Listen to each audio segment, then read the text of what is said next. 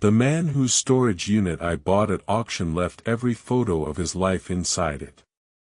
He is not in any of them. I have been looking for nearly 6 months. There are 47 albums and 3 plastic bins of loose prints. I have catalogued 1,912 photographs so far. Weddings, birthdays, vacations, holidays. His parents at the lake. His son's high school graduation. His daughter holding her first child. Everyone he knew is in those photos. None of them include him. I went to the facility expecting tools and furniture. I am still going back, because someone keeps adding new prints to the bins. The facility is on Industrial Boulevard, in a part of town that used to be warehouses. Discount self-storage. Open 24 hours. Unit 217. 8 by 10 feet. Climate controlled, which is unusual for the price he had been paying. The previous renter's name on the lease was Daniel Voss. He had rented the unit for 19 years before he stopped paying. The manager told me Daniel was a polite man who came by every Tuesday morning for coffee in the lobby. The manager never thought to wonder why. The photographs in Unit 217 go back to 1973. The most recent are dated last August. The first week I emptied the unit. I rented a van and drove it all back to my apartment. I covered the kitchen table with the albums and started cataloging them. My first thought was to find Daniel's family and return everything. There was no will. No surviving relatives on the lease paperwork. The facility manager could not tell me where Daniel had gone. I called the names I could read on the backs of the prints. Half of them were dead. The other half did not remember Daniel Voss. One woman said she had been at the wedding in the photograph I was describing. She did not remember anyone named Daniel attending. The wedding photograph from album 3 is where I first noticed. The bride is in white, at the altar of a small chapel. Her parents are visible on either side. 16 people in the frame. I counted twice because something felt wrong about the picture without my being able to say what. The bride was smiling at someone outside the frame. Eyes lifted, mouth half open, the way you smile at a person not at a camera.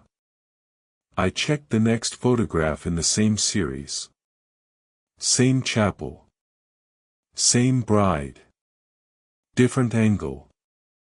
She is smiling at a different empty patch of air. There is no groom in any of the album 3 wedding photographs. My first explanation was the simple one.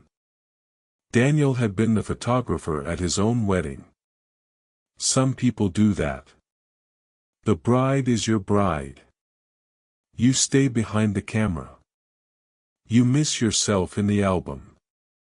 I told myself this for 2 weeks.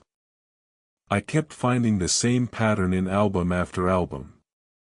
The 7-year-old girl at her birthday party blowing out candles, parents seated, an empty chair across the table.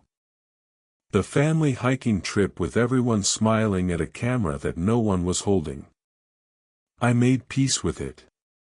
Daniel had been a man who lived behind his lens. He chose to record other people. There was something almost sweet about it. It was the photo booth strip that broke me. 4 frames. A woman in 2 of them, laughing. A man in the other 2 beside her. The third position in the booth is empty in every frame. There should not be a third position. Then I found the mirror photographs. Bathroom mirrors. Department store dressing rooms. A car window reflection.